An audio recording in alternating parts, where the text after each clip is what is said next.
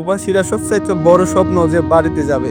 ২টা বছর পরে বাড়িতে গেছি। সারাটা রাত সে বিছানা আলাদা করে ঘুমালো। আমার সাথে একটা কথাও বলল না। ২০১৩ সালে আমি একটা অটোমোবাইল শোরুমে চাকরি নিই। শোরুমে সেলসম্যান হিসেবে চাকরি করি তখন। শোরুমের সামনে দিয়ে একটা মেয়ে প্রতিদিন যাওয়া আসা করত। তো মেয়েটাকে দেখে আমার খুব ভালো লেগে যায়। তো আমি কথা বলার সুযোগ খুঁজতাম যে কোনদিন যদি কথা বলতে পারতাম। তো হঠাৎ করে সেই মেয়েটা একদিন শোরুমে আসলো। আমি ওখান থেকেই পরিচয়, ওখান থেকেই কথা। আমি ওর নাম্বারটা রেখে দেই। নাম্বারটা রেখে দেই, মাঝে মধ্যে ফোন দিতাম। কথা হইতে, হইতে একসময় আমাদের ভালো একটা সম্পর্ক তৈরি হয়ে যায়। প্রতিনিয়তই কথা হয়। কথা হইতে, হইতে একসময় আমাদের প্রেমের সম্পর্ক তৈরি হয়ে গেল। এমন ঘনিষ্ঠ হয়ে গেলাম যে দুজন দুজনকে ছাড়া কথা না বলে থাকতেই পারি না।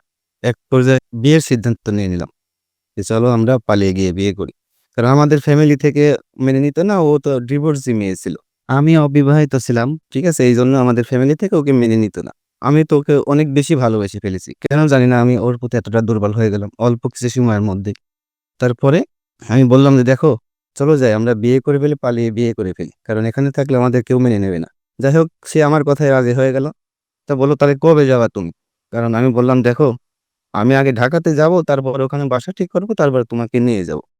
আমার কথা মতনই আমি একদিন চাকরি ছেড়ে দিলাম। হঠাৎ করে চাকরি ছেড়ে দিছি। কেউ জানে না। আমার বাড়ি থেকেও জানে না যে আমি চাকরি ছেড়ে দিছি। আমি রাতের বেলায় ঢাকাতে চলে গেলাম। কাউকে না জেনে। আমার পরিবারও জানে না। শুধু তার সাথে আমার কথা চলতেছে প্রতিনিয়তই যে আমি কোথায় যাচ্ছি, কি করতেছি। তবে আমি ঢাকাতে যাওয়ার পরে বন্ধুদের সাহায্যে আমি একটা রুম নিলাম। রুম নেওয়ার পরে ওকে ফোন দিলাম যে, "ঠিক আছে, সবকিছু ঠিক আছে। এখন তুমি চলে আসো।" ও আমার কথা মতন পরের দিন সকাল ১০ টার দিকে বাড়ি থেকে রওনা দিয়ে ঢাকাতে চলে আসে। আমি তার জন্য অপেক্ষা করতেছিলাম, তাকে রিসিভ করে নিয়ে যাই। তো সেই রাতে আমার বন্ধুরা সবাই মিলে আমাদের বিয়ে দিয়ে দেয়। তো ওই রাতের বেলা বিয়ে করলাম। ওটাকে তো ২-৩ টা কথা বললাম। দেখো, তুমি তো চলে আসলা, সবাইকে ছেড়ে চলে আসলা। এখন যদি তোমাকে আবার সবাই নিয়ে যায় বা আমাকে ফেলে রেখে যাইতে হয়, তখন তুমি কি বলবা? সে কান্না করে আমাকে কোরআন শরীফ ছিল ও আর কোরআন শরীফ পড়তো, সাথে করে নিয়ে আসছিল। তো বলে কোরআন শরীফ ছুঁয়ে বললাম, "আমি জীবনে তোমাকে ছাড়া কখনোই কোথাও যাব না, বা যদি আমি কোথাও যাই যেন আল্লাহ যেন আমার মৃত্যু দেয়।" এমনভাবে কথা হলো, আমাদের ছোট্ট একটা সংসার শুরু হলো। মানে আমাদের ভালোবাসাটা ছিল এমন যে একজনকে না দেখলে আরেকজন থাকতে পারতাম না। একটা রাত আমাকে ছাড়া থাকতে পারে না, আমিও থাকতে পারিনি। যাই হোক, ওখানে তো চাকরি করতে হবে সংসার চালাইতে গেলে। আমরা ২ জনই বেকার, নতুন গেছি একটা রুমে। ২ জনেই চাকরি খোঁজা শুরু করলাম। তবুও ভালোবাসাটা এমন ছিল যে মনে হয় না যে এর ভিতরে কোনো দুঃখ আছে। আমরা যে কষ্টে চলতেছি, দিনকাল চলতেছে। মানে ভালোভাবে সংসার, মানে খরচপাতি কিচ্ছু নাই। তারপরে ভালোবাসা কমতি না, আমরা দুজনের এটা কিছু মনে হচ্ছে না। তারপরেও আমরা ওখানে ৬ মাস কাটিয়ে দিলাম। এইভাবে ৬ মাস কাটিয়ে দিলাম। আমাকে খুঁজতেছে সবাই যে আমি কোথায় আছি। আমার ওয়াইফকেও খুঁজতেছে যে কোথায় আছে। একসময় আমার বন্ধুর মাধ্যমে আমার বাড়ি থেকে খবর পাই যে আমি ঢাকাতে আছি। আমার সাথে ফোনে যোগাযোগ হয় আমার আম্মার সাথে। তো একসময় যোগাযোগ হওয়ার পরে বলে, "তুমি বাড়িতে চলে আসো।" আমাকে একাই যাইতে বলে। আমি বলছি যে, "আমি যাবো, কিন্তু ২ জনের সাথে যাবো।" তখন কেউ রাজি হয় না। ওয়াইফকে আমি বললাম যে, "আমি বাড়িতে যাই। আমি বাড়িতে যাইয়া আমার বাড়ির ফ্যামিলিকে রাজি করাই। তারপর আমি তোমাকে নিয়ে যাবো।" আমি এই কথা বলে বাড়িতে চলে আসি। আমার পরিবার থেকে সব লোকজন আমাকে বলে যে, "ওই মেয়ে আমরা বাড়িতে নেব না।" তা আমি তো আমার ওই মেয়েটা ছাড়বো না কখনো। ভালোবেসে বিয়ে করছে। ওকে যদি আমি এখন এইভাবে ফেলে রাখি, তাহলে কোথায় যাবে? ও তো মারা যাবে। তো বাঁচতে পারবে না। এখন আমার শাশুড়ি যে, সে আমার ওয়াইফকে বলতেছে, "ও তো চলে গেছে, ও আর তোকে কোনদিনও নেবে না।" আমার ওয়াইফ আমাকে ফোন দিল। ফোন দেওয়ার পরে আমি বললাম, "ঠিক আছে, আমার পরিবারের সাথে কথা বলছি। তুমি চলে আসো।" তো আমার ওয়াইফ চলে আসলো। আসার পরে ওকে সাথে করেই আমার বাড়িতে নিয়ে গেছি। নিয়ে যাওয়ার পরে রাতের বেলা আমাদের নতুন করে আবার বিয়ে দিছে। ঠিক আছে, বিয়ে দিল। আমার বাপের বাড়িতে আমরা ওইভাবে সংসার করতে লাগলাম।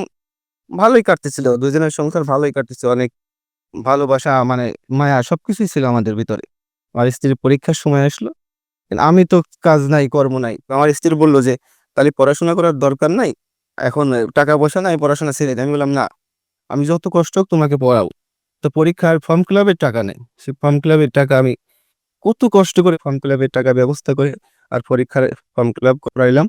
যাক, পরীক্ষা শেষ হয়ে গেল। যার পরে ২ জনে চাকরি নিলাম এক অফিসে। নেওয়ার পরে চাকরি করতে, করতে যাক চলতেছে আমাদের ভালোবাসা, মায়া সবকিছু আগের মতন ঠিকঠাকই আছে।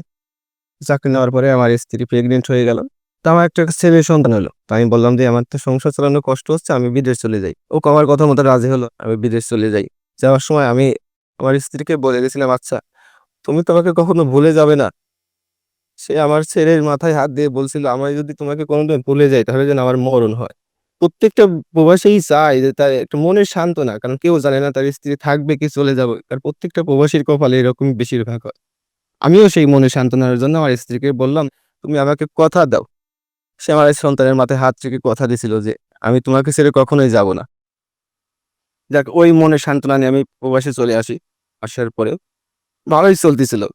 সবকিছুই ঠিকঠাক ছিল। এত ভালোবাসা, এত মায়া ছিল আমাদের মধ্যে। সবকিছুই ঠিকঠাক ছিল। আরেকটা কথা বলে রাখি, আমার স্ত্রী সবসময় চাইতো একটু খোলামেলা চলতে।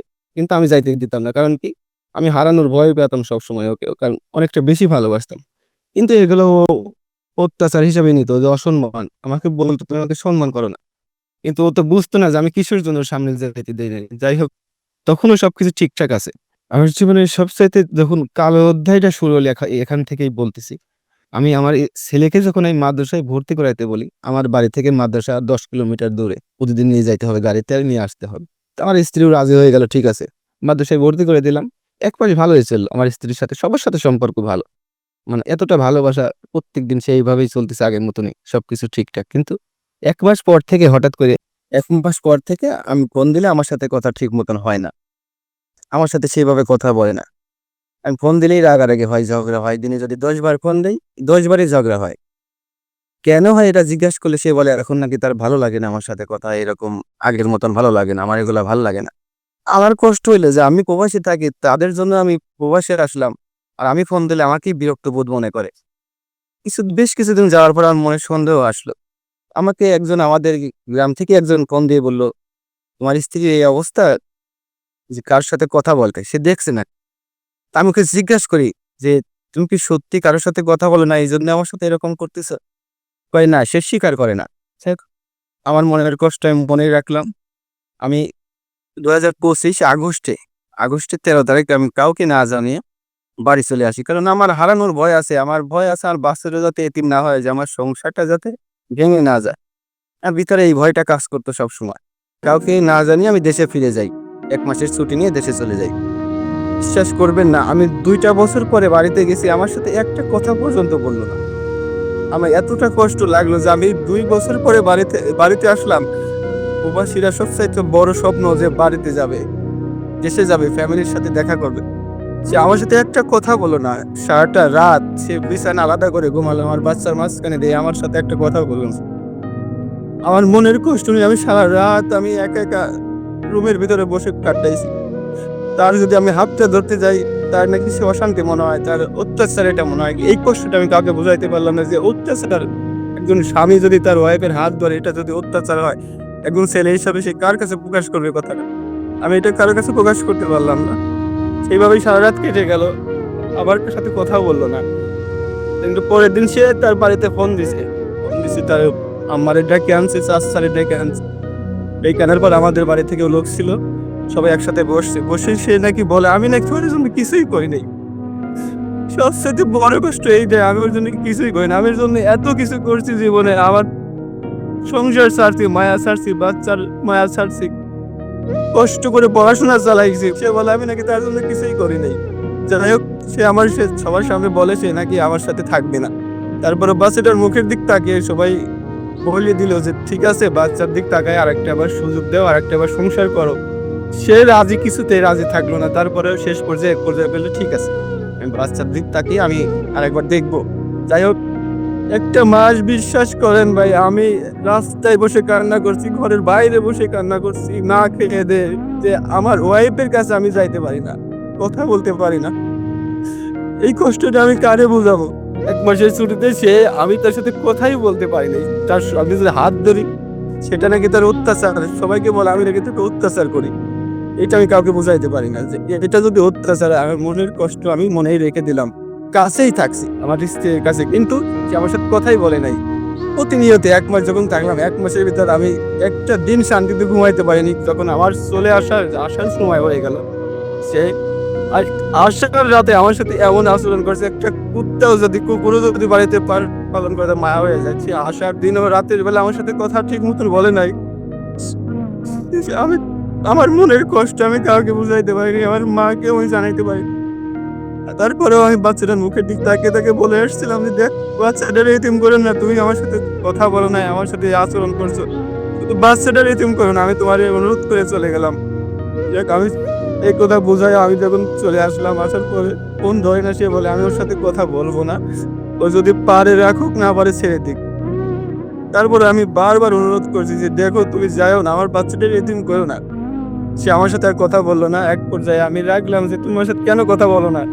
সেই কথাতে বাড়ি থেকে ফোন দিয়ে ওর আম্মা, ওর চাচারে ডাকি নিয়ে আসি, আমার বাড়ি থেকে আমার বাচ্চাটারে নিয়ে চলে যায়। এখন আমার বাচ্চার বয়স বর্তমানে 8 বছর। আমার বাচ্চাটা নিয়ে ওর বাপের বাড়িতে চলে যায়। আমি ফেরত আনার জন্য আমি ৩টা মাস ধরে পায়ে ধরছি, মানুষের দিয়ে, মেম্বারের দিয়ে, এমনকি পুলিশের দিকেও, থানায় জিডি করেও পায়ে ধরছি, আমাকে সংসারটা বাঁচাই দেন। শেষ পর্যন্ত আমি ইউনিয়ন পরিষদে একটা মামলা করি সংসার ফেরতের জন্য, আর স্ত্রীকে ফেরত আনার জন্য। সে ওখানে না গিয়ে আমাকে ডিভোর্স দিয়ে দেয়। আমি কারণে খুঁজে পেলাম না, আমাকে সে ডিভোর্স দিয়ে দিল।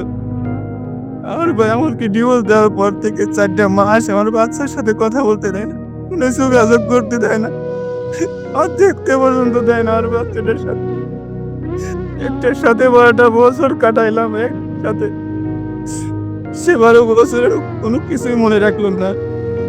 এখন পর্যন্ত আমার বাচ্চার সাথে কথা বলতে দেয় না।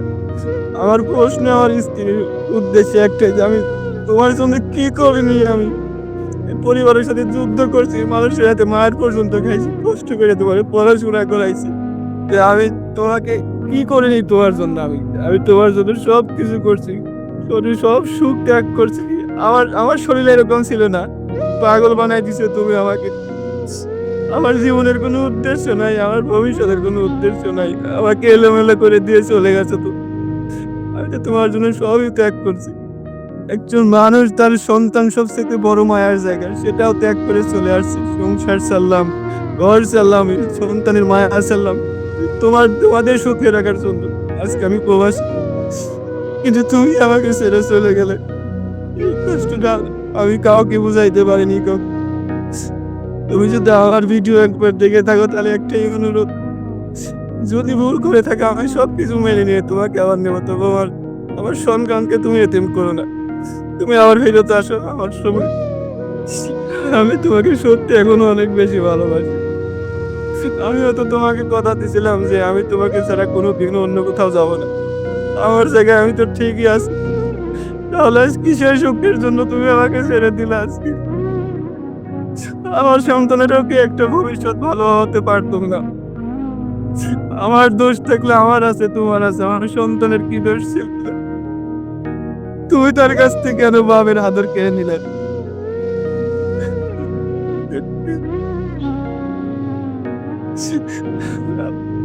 আমি তোমাকে এত কষ্ট করে পড়াশোনা করাইলাম, বিদেশে যে এত কষ্ট করে ইনকাম করে তোমাকে চালাইলাম, সবকিছুর অভাব রাখলাম না, আর তুমি সেই প্রতিদান আমাকে এভাবেই দিলা?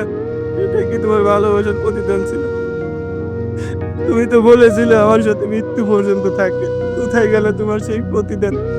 কোথায় গেল তোমার সেই ওয়াদা? 2 দিনের দুনিয়ায় মানুষ কয়দিন বাঁচে?